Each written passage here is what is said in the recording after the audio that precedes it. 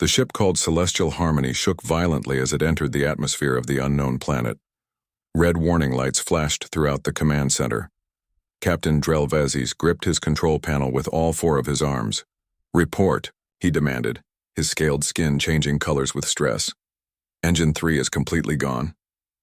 "Engine 2 failing," responded the pilot, a tall, blue-skinned alien with elongated fingers.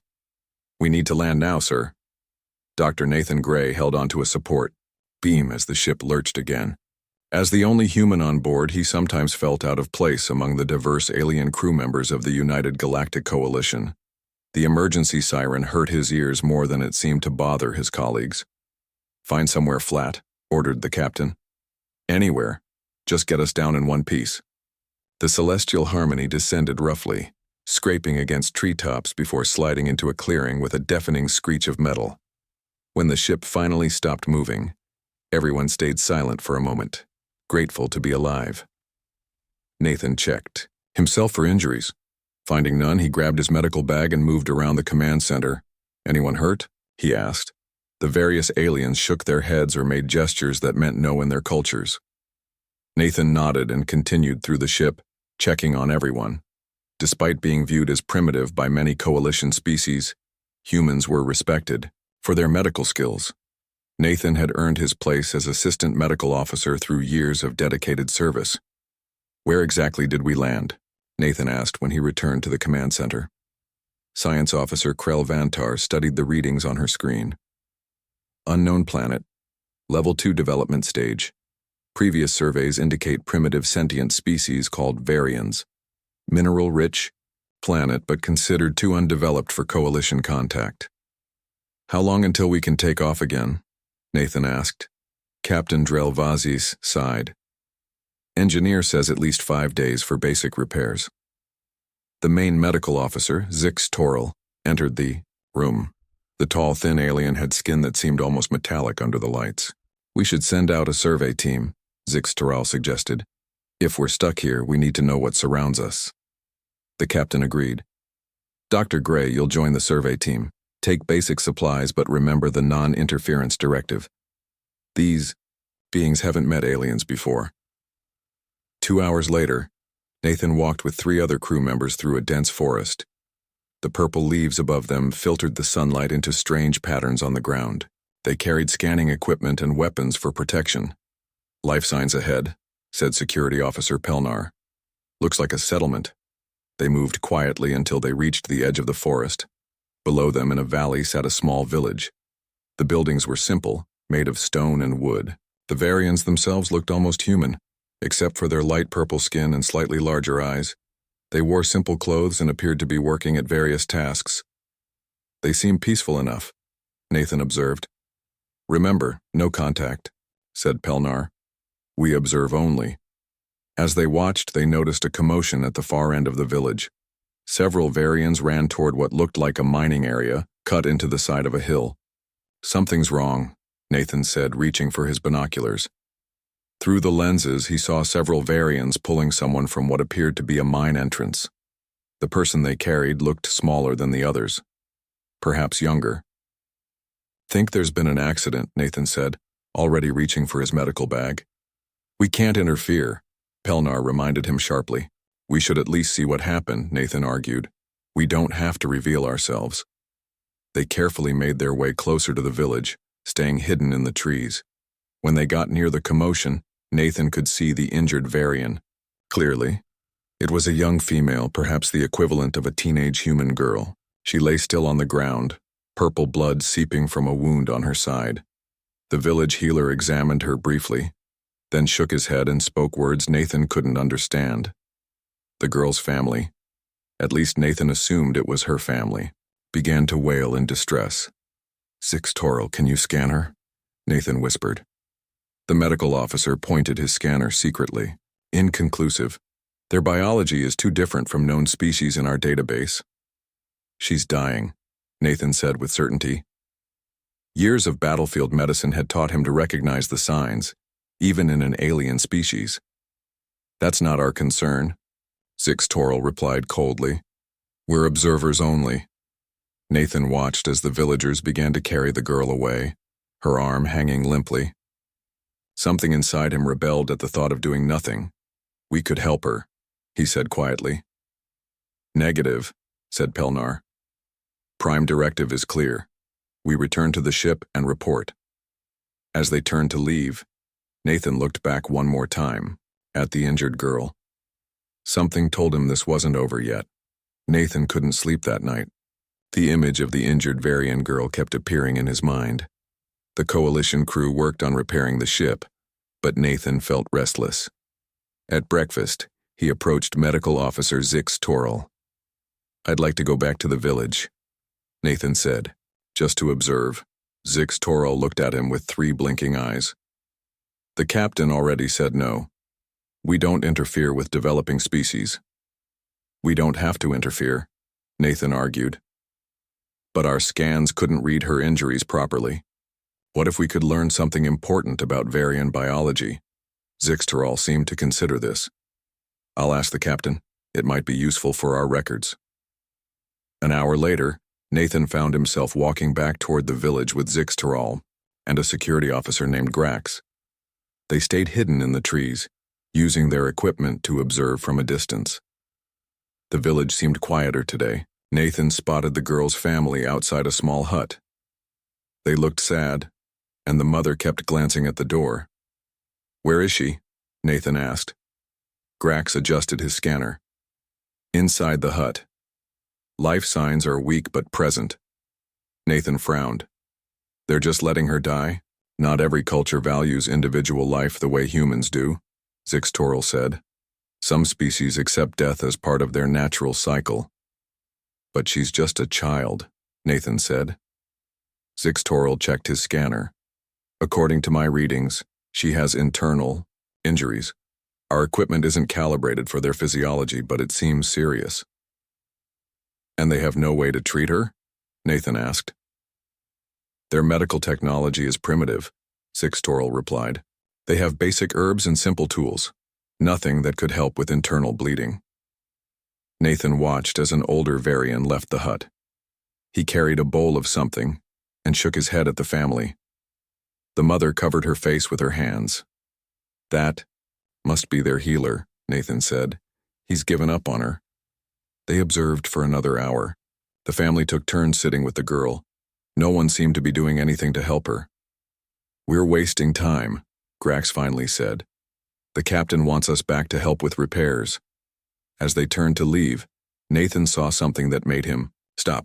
A young male Varian, possibly the girl's brother, ran out of the hut. He was carrying a small cloth stained with blue-purple liquid. Is that blood? Nathan asked. Zix Toril scanned it from a distance. Yes, and it contains toxins their bodies aren't designed to process. She must have been exposed to something in the mine. Nathan's medical training kicked in. If it's a toxin, maybe we could help. We have antidotes on the ship that might work. You know the rules, human, Grax said firmly. No interference. Back at the ship, Nathan couldn't focus on his assigned repair tasks. During his break, he snuck into the medical bay and studied the scans they had taken. The girl's internal organs were arranged differently than a human's, but he could see that something was seriously wrong.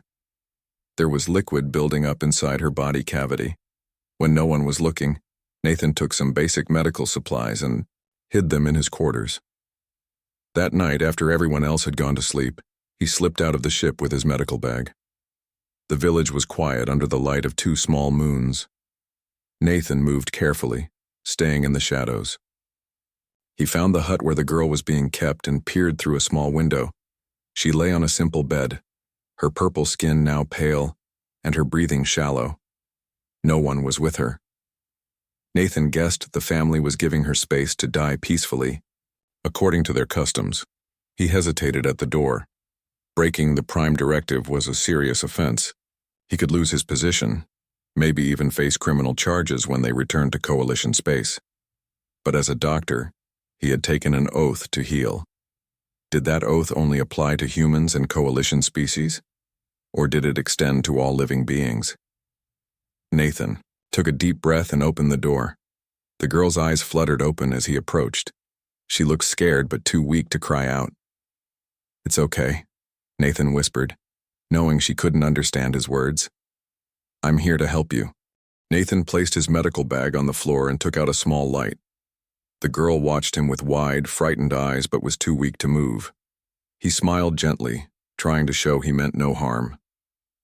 First, he needed to understand what was wrong with her. He took out his personal scanner, a simple device compared to the Coalition technology but something he trusted. Nathan had always believed in combining technology with basic observation skills. The girl flinched when he touched her arm. Her skin felt hot and dry. Fever, Nathan thought.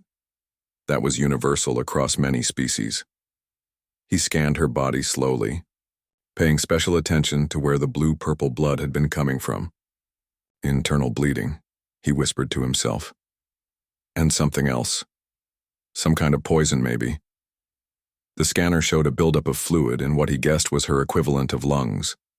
But her internal organs were arranged differently from humans, or any species he had treated before. He wished he had studied Varian anatomy, but they weren't part of the Coalition, so no such information existed. The girl suddenly coughed, spitting up more blue liquid. Nathan quickly wiped it away and took a sample for his scanner to analyze. The results showed a toxic mineral compound, likely from the mines. Her body couldn't process it.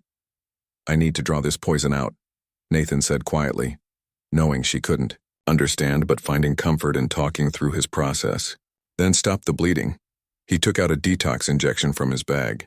It was designed to work on most carbon-based life forms by binding to common toxins and making them easier to expel from the body.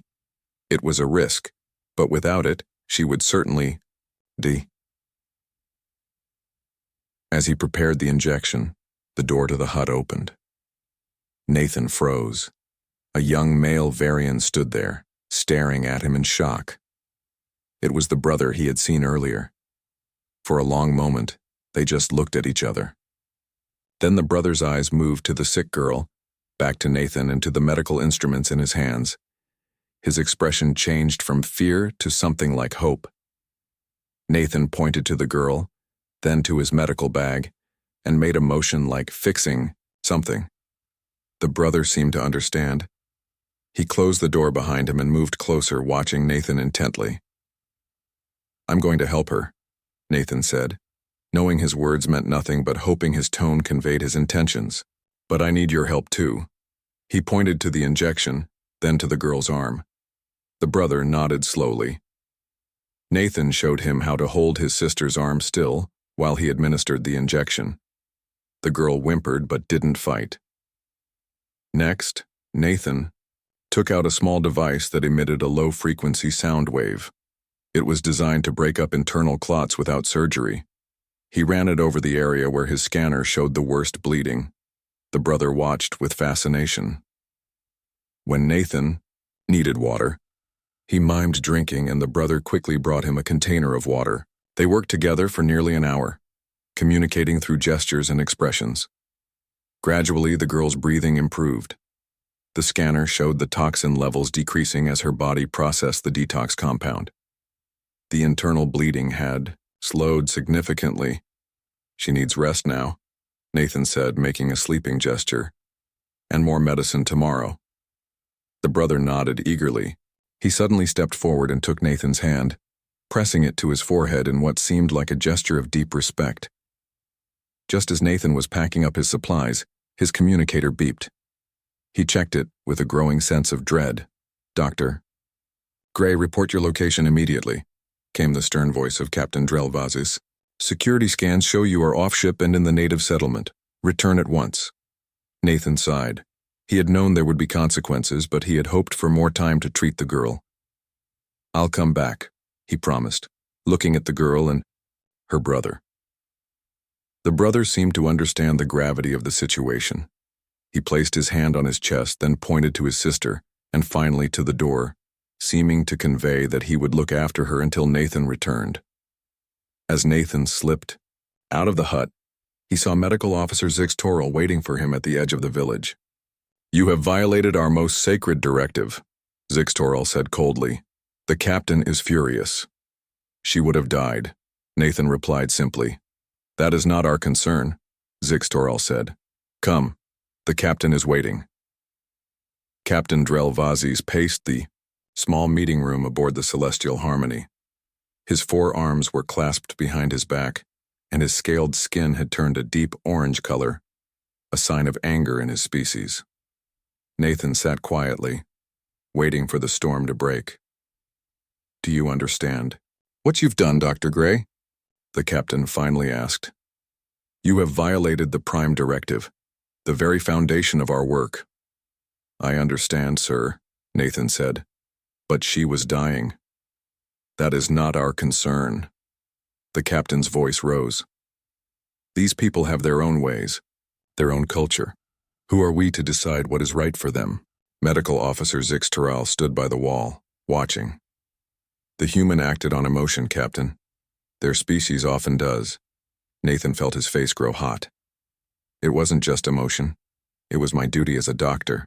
I swore an oath to help those in need." "Your human oath does not override coalition regulations," the captain said firmly. "From now on you are confined to the ship. Your medical access is revoked, except for emergencies involving crew members." Nathan wanted to argue but knew it would do no good. He nodded stiffly and left the meeting room. In his quarters, Nathan worried about the girl. The treatment he had given her would help for a while, but she needed more care. The toxin would take time to leave her body and the internal bleeding might start again. A soft knock on his door interrupted his thoughts. Lieutenant Olivia Martinez, the only other human on board, stepped inside when he opened it. "I heard what happened," she said. "How bad is the girl?" "Bad," Nathan replied. "She has some kind of poisoning from the mines plus internal injuries.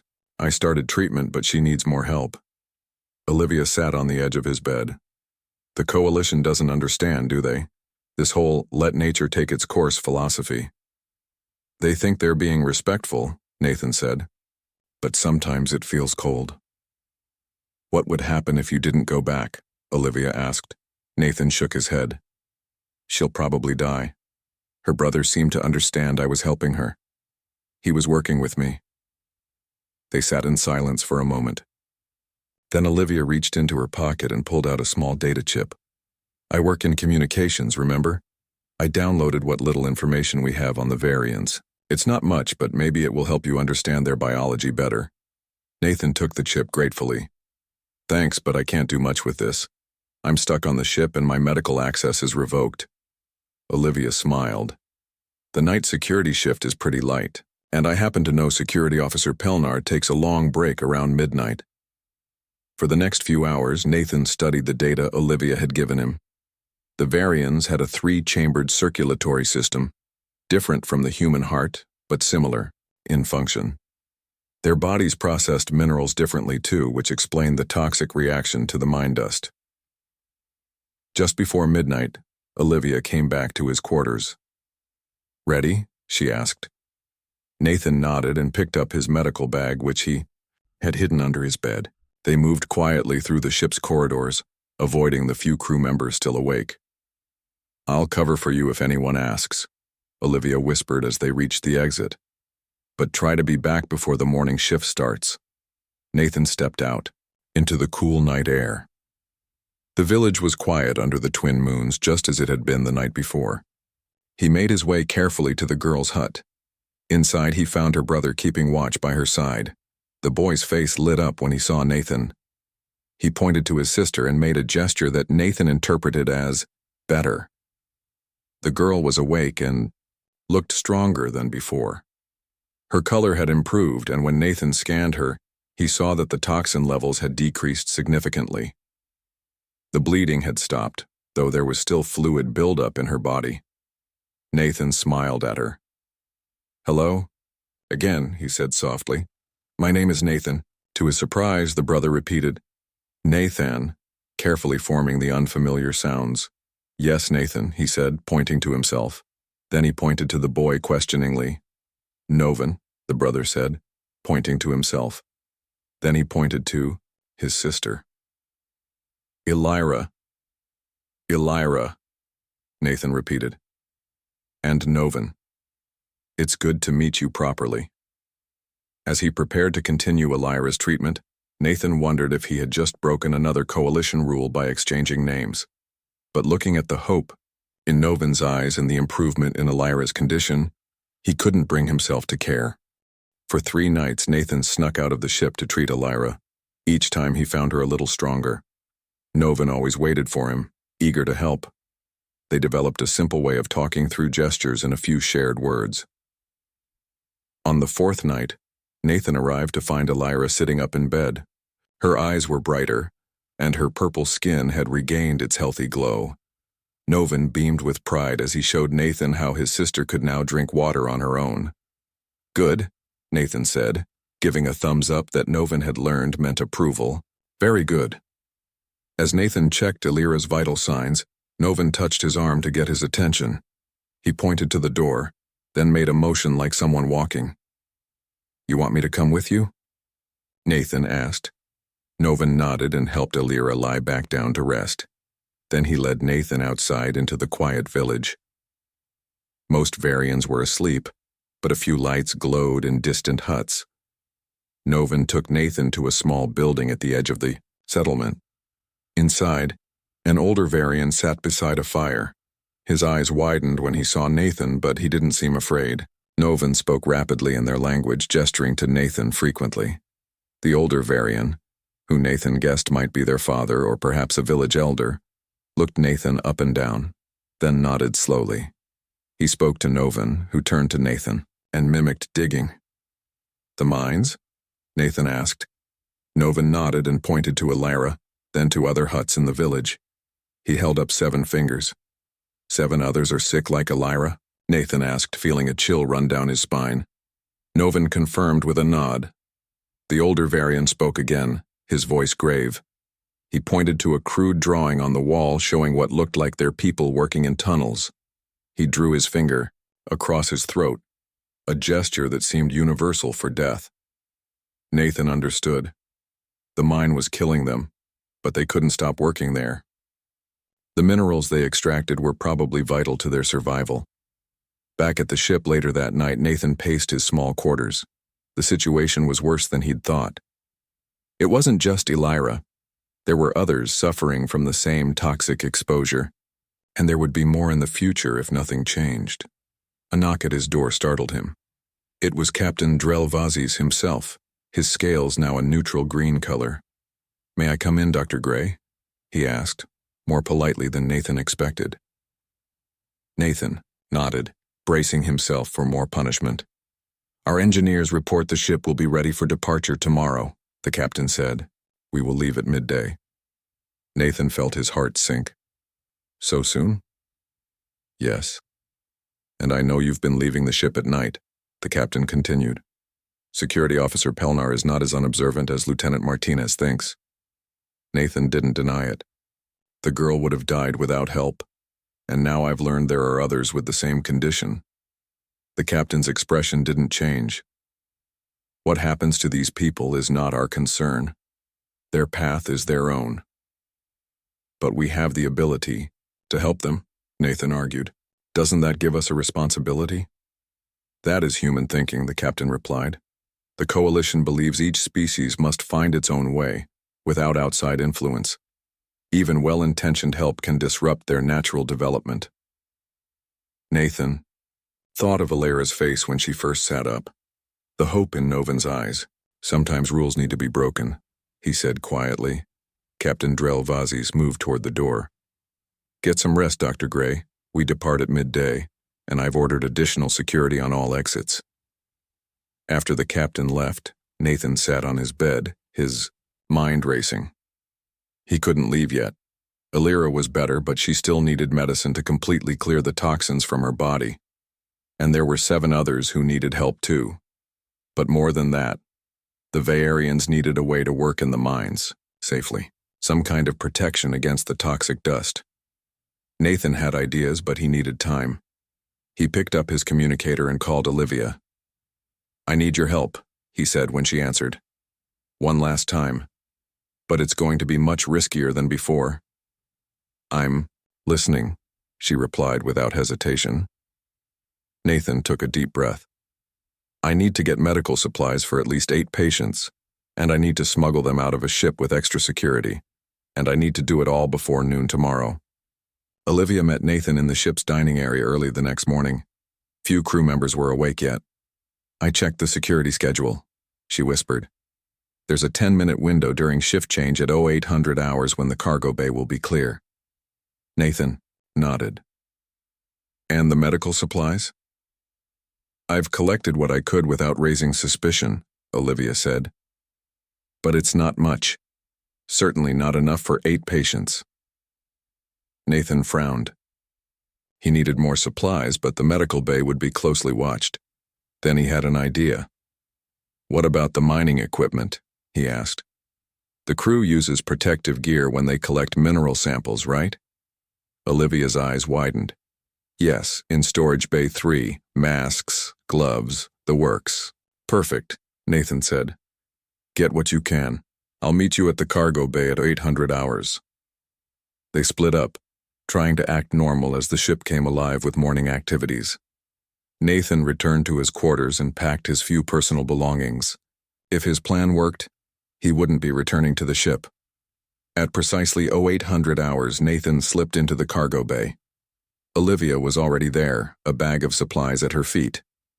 "I got 6 protective masks and some basic medical supplies," she said, "and this." She handed him a small device. "It's a universal translator. Not perfect with unknown languages, but it might help."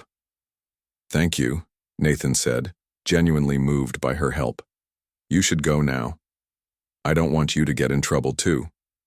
Olivia hesitated. "Are you sure about this, Nathan? Once you leave, that's it. The captain won't let you back on board, and when we report to Coalition headquarters, I'm sure," Nathan said firmly. "I can't leave them to die." Olivia nodded and suddenly gave him a quick hug. "Good luck, Dr. Gray. You're doing the right thing." After she left, Nathan waited for his moment. When the cargo bay door opened for a routine check, he slipped out unseen and made his way into the forest. By the time he reached the village, the sun was high in the sky. Novin was waiting at the edge of the settlement as if he had known Nathan would come. "Novin," Nathan said breathlessly, "take me to the others who are sick." With the help of the translator device, Nathan was able to understand some of Novin's words. The device wasn't perfect, but it helped. "7 friends," Novin said through the translator. "Like Elira. Bad air from deep earth."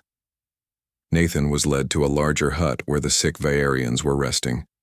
Their symptoms were similar to Elira's.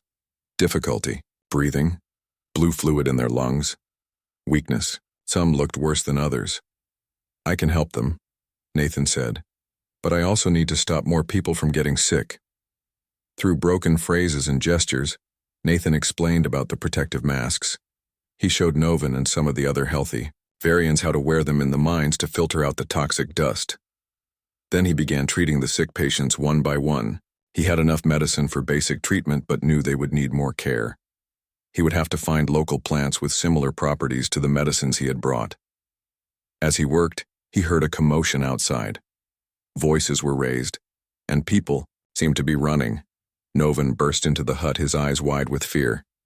"Sky people," he said through the translator. "Looking for you." Nathan's heart sank. The Coalition crew had discovered his absence sooner than expected. They had tracked him to the village. "Hide," Novin said urgently, pointing to a small back door. But Nathan shook his head. Running would only make things worse. "I need to finish treating them," he said, turning back to a young female Vaerian who was coughing up blue fluid. The door to the hut burst open. Captain Drelvazi stood there with Security Officer Pelnar and Medical Officer Zix Toril. Their expressions were a mix of anger and shock as they took in the scene. Nathan treating the sick Vaerians with Coalition medical equipment. "Dr. Gray," the captain said coldly, "you have gone too far this time." Nathan stood up straight, facing them without fear. "I'm doing what's right. These people are dying from toxic exposure in their minds. I can help them." "You are violating every principle the Coalition stands for," Zix Toril said. "No," Nathan replied firmly. "I'm upholding the principle that matters most, compassion. If you want to stop me, you'll have to take me by force." To everyone's surprise, Novan and several other variants moved to stand beside Nathan, creating a protective circle around him and the sick patients. The captain looked at the determined faces around him and for the first time, seemed uncertain. Captain Drelvazis looked at the variants standing protectively around Nathan. His scales shifted colors rapidly, showing his confusion. Security Officer Pelnar reached for his weapon, but the captain held up a hand to stop him. "Dr. Gray," the captain said after a long moment, "a word outside, please." Nathan hesitated, but Novan nodded to him as if to say it was okay. Nathan followed the captain outside the hut, with Zixtoril joining them. "You realize what you're doing, don't you?" the captain asked, his voice lower now. "This goes against everything the Coalition believes in. Non-interference is our highest law." "I understand that," Nathan replied. "But sometimes laws need to be questioned. These people are dying from something they don't understand. I have the knowledge to help them." Zixtoril shook his head. "It is not that simple. What if your help changes their entire society? What if it alters their natural development? Is it better to let them die?" Nathan asked. "To watch children like Elira suffer when we could prevent it?" The captain looked troubled. "Our ship repairs are complete.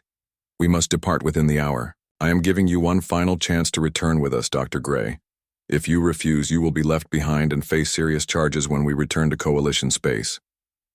Nathan took a deep breath. "I'm staying." Just then, a commotion came from inside the hut. One of the patients was having a severe reaction to the treatment. Nathan rushed back inside to find a young male varian struggling to breathe, blue fluid pouring from his mouth. Without hesitation, Nathan began emergency treatment. To his surprise, Zixtoril appeared beside him, medical scanner in hand. "His third respiratory chamber is collapsing," Zixtoril said, studying the readings. "The toxin concentration is too high. I need to drain the fluid," Nathan said. "But I don't have the right equipment." Zixtoril hesitated only briefly before reaching into his medical bag and pulling out an advanced Coalition drainage device. "I will show you how to use this," he said quietly. Together they worked to save the young varian. Zixtoril's knowledge of xenobiology combined with Nathan's practical medical skills made them an effective team. The captain watched from the doorway, his expression unreadable. After stabilizing the patient, Zixtoril stepped back. "You were correct in your diagnosis," he admitted to Nathan, "and your treatment approach was effective, despite your primitive human methods." Nathan wasn't sure if he'd just been insulted or complimented. "Thank you for your help," he said simply. The captain cleared his throat. "Medical Officer Zixtoril, we must return to the ship." Zixtoril looked at the sick varians, then at Nathan.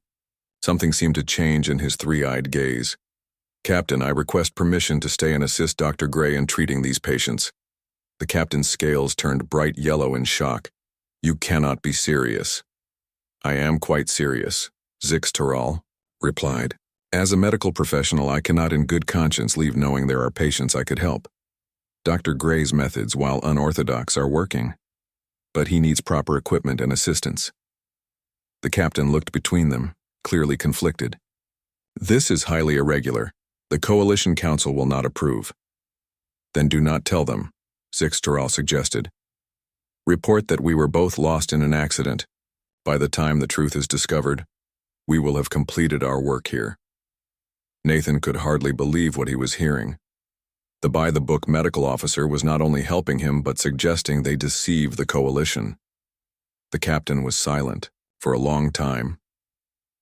Finally he spoke. "I cannot condone this, but I cannot stop it either." He turned to Nathan. "You have until tomorrow morning. I will delay our departure by 24 hours. Use that time to gather whatever supplies you need from the ship. After that you are on your own." When the captain left, Nathan turned to Zixtoril in amazement. "Why are you doing this?" The alien doctor looked at the varian patients. "Because you were right, human. Sometimes rules must be broken." He paused, then added, "And because I am curious to learn more about your human medical intuition. It seems to have Merit.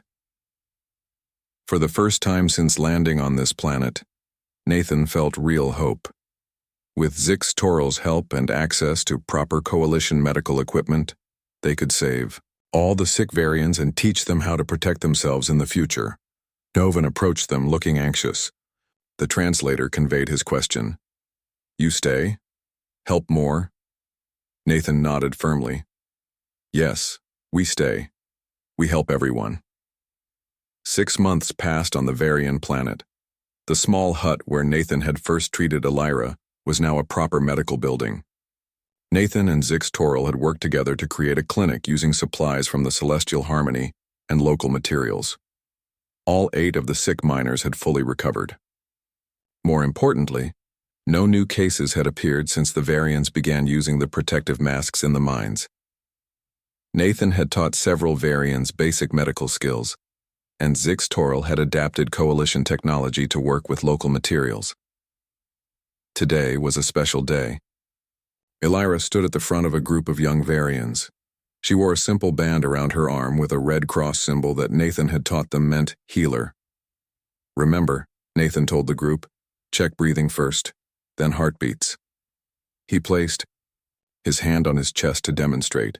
The young Varians copied him. Elira was the quickest to learn.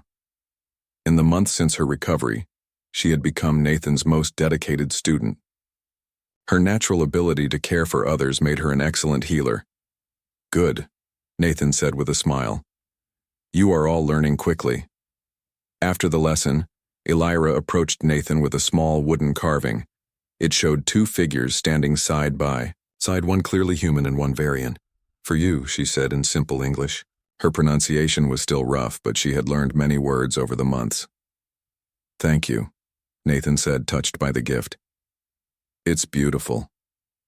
Zix Toral entered the clinic carrying a strange-looking plant. The alien doctor had changed during their time on the planet. He seemed more relaxed, less rigid in his thinking. I believe this has medicinal properties similar to your human antibiotics, he said, showing Nathan the plant. The chemical structure is fascinating. Together they had created a new kind of medicine, a blend of Coalition science, human practical knowledge, and Varian natural remedies. It was unlike anything that existed elsewhere in the galaxy. That evening, as the twin moons rose, the Varians held a celebration. The village leader presented Nathan and Zix Toral with ceremonial robes made from the finest local fabrics. The entire village gathered to share food and stories. Novan, now working as a translator for other villages who wanted to learn about the new medical knowledge, stood to make a speech. Before Sky People came, he said in his improving English, my sister Elira would be dead. Many others too. Now we have knowledge. Now we have health. He raised his cup high. To Nathan, who broke rules to save lives. Everyone cheered. Nathan felt a warmth in his chest that had nothing to do with the local drink they were enjoying. Later, as the celebration continued, Nathan walked to a quiet spot at the edge of the village. From here, he could see the stars clearly. Somewhere, up there was Earth and somewhere else was Coalition headquarters. Both now seemed very far away. Zix Toral joined him, looking up at the same stars. Any regrets? Nathan asked his unlikely friend. The alien doctor considered the question. The Coalition will send another ship eventually. They will discover what we have done here. And, Nathan prompted, and I believe they will see the value in it, Zix Toral said. Perhaps the Prime Directive needs flexibility. Nathan smiled. That sounds almost human of you. A disturbing thought, Zix Toral replied, but there was humor in his voice. They were interrupted by the sound of running feet. Elira appeared slightly out of breath. Nathan! Zix Toral, come quickly, she said excitedly. A light in the sky. A ship. They hurried back to the village where everyone was pointing up at a bright light descending through the atmosphere. Coalition, design, Zix Toral confirmed, squinting at the familiar shape. Well, Nathan said, I guess it's time to face the consequences. But he wasn't worried. What they had accomplished here, lives saved, knowledge shared, Trust built between different species was worth whatever punishment might come. And perhaps, just perhaps, the coalition would learn something from their experience. As the ship landed outside the village, Novin and Elira stood on either side of Nathan. Other Varians gathered behind them, forming a unified group. They would meet whatever came next together. The ship's door opened, and a figure appeared in the entrance. Nathan straightened his shoulders and stepped forward, ready to explain how sometimes breaking the rules was the only way to do what was truly right, especially when it meant saving a life that everyone else had given up on. After all, that's what being human was all about.